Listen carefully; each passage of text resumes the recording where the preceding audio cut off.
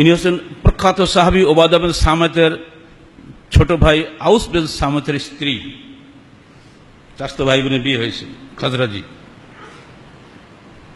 তিনি বলছেন, তার অভিযোগের একটা লাইন শোনেন, আকালা শাবাবি ওয়া নাসারতু লাহু বাতনি হাত্তা ইযা কাবরাত সিন্নি ওয়ানকাতা ওয়ালাদি ফাযাহারা মিন্নি আল্লাহুম্মা ইন্নী আশকু ইলাইকা ক্বালা ফামা বারিহাত হাত্তা নাযালা জিবরিল বিহাযিল আয়াহ قد سمع الله قول التي تجادلك في زوجها وتشتكي إلى الله الله يسمع تحاوركما إن الله سميع بصير।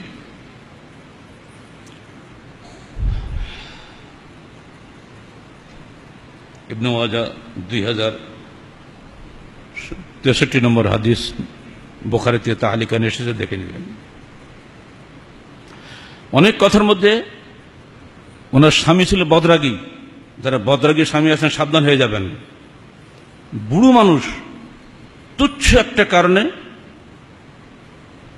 বউকে বলছে আনতালাইয়াকা যাহরে উম্মি, তুমি আমার উপরে আমার মায়ের পিঠের মতো। জাহেলি আরবে এই ধরনের কথা বললে স্ত্রী তালাক হয়ে যেত, এবং যদি কেউ স্ত্রীর সঙ্গে কসম করতো তোমার সঙ্গে আমি আর মিশবো না, তাহলেও তালাক হয়ে যেত, যাকে ইলা বলা হয়। এটা জাহেলি আরবের রেওয়াজ ছিল। এখানে আমরা বিস্মিত হই, জাহেলি আরব বলছি, সে যুগের মানুষের নাকি অনেক কিছুই বিদ্যা বুদ্ধি সভ্যতা ভব্যতা কিছুই ছিল না, কিন্তু এর মধ্যে এই রেওয়াজের মধ্যে ফুটে উঠছে তাদের মধ্যে আত্মসম্মান বোধ অত্যন্ত কঠিন ছিল। তুমি আমার উপরে মায়ের মতো কথা বললেই বউ শেষ।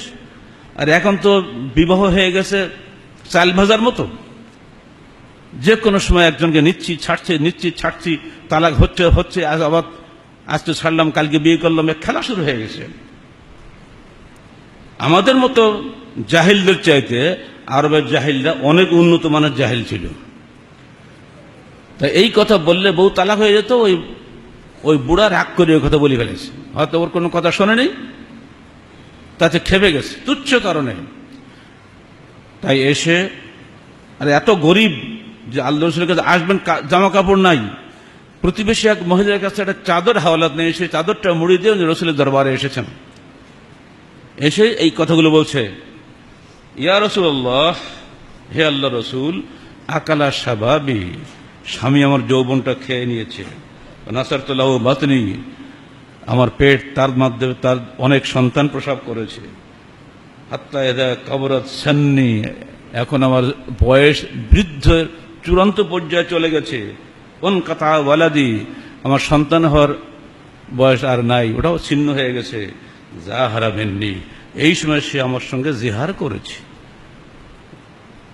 আল্লাহ রসুল বললেন, তোমার সম্পর্কে যে কি জবাব দেবো আমি তো খুঁজে পাচ্ছি না। এক পর্যায়ে মহিলা, অন্য রেওয়াজ আসছে অবশ্য, মহিলা রাগ করে বলে এসছে, আপনি রসুল, আপনি জবাব দিতে পারছেন না, আমি যাব কোথায়? ঠিক আছে, আপনার কাছে কোনো প্রশ্নই করব না, আমি স্বয়ং আমার সৃষ্টিকর্তা আল্লাহর কাছে প্রশ্ন করব। তখন তিনি সে কাজ শুরু করেন, ইয়া আল্লাহ, আল্লাহুম্মা ইন্নী আশকু ইলাইকা, আল্লাহ আমি তোমার কাছেই অভিযোগ পেশ করলাম। ক্বালা ফামা বারিহাত হাত্তা নাযালা জিবরিল, এইভাবে মহিলা বারবার বলতে লাগলো। ইতিমধ্যে জিবরিল স্বয়ং নাজিল হয়ে গেলেন। মা আয়েশা সিদ্দিকা বলছেন, আল্লাহ রসুল হঠাৎ করে যেন বেহুশ হওয়ার মতন অবস্থায় পড়ে গেলেন।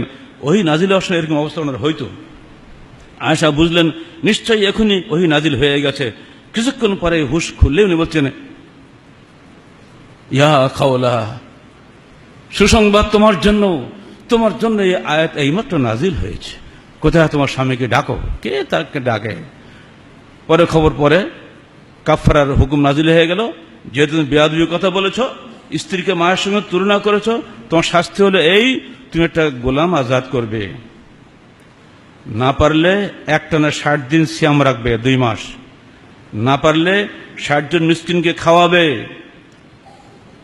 দুজনেই বলছে আমাদের কোনোটাই করা সম্ভব নয়, গোলাম আজাদ করার টাকাও নেই, একটানা 60 দিন বা 2 মাস সিয়াম রাখলে আমরা মরেই যাব, এমনি তো বুড়া, চূড়ান্ত বুড়া। আরে 60 জন মিসকিন খাওয়াবো, নিজেই খাওয়া পাই না, 60 জন মিসকিন কোথায় খাওয়াবো? আল্লাহ রসুল বললেন, আল্লাহর বিধান আমি অমান্য করতে পারবো না, কোনো খাতির নেই, এই 3টা যে কোনো একটা তোমাকে বেছে নিতেই হবে। তখন বলছে, হে আল্লাহ রসুল, আপনি আমাকে একটু সাহায্য করেন। তো আল্লাহ রসুল বললেন, ঠিক আছে, আমি এক ওয়াসাক খেজুর লাগবে তো 60 কেজি, আমি ওর অর্ধেক দিচ্ছি।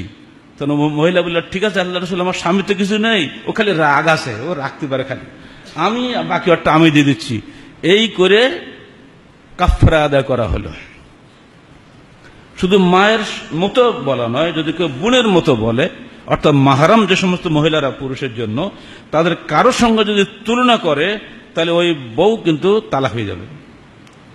মশলা আপনারা জেনে রাখবেন, একে বলে জেহার। জেহার মানে পিঠ, ওখান থেকে জেহার শব্দটা এসেছে। কিন্তু শুধু পিঠ বললে হবে না, যদি পেট বলে, হাত বলে, নাক বলে, দেহের একটা অংশ বললেই হবে।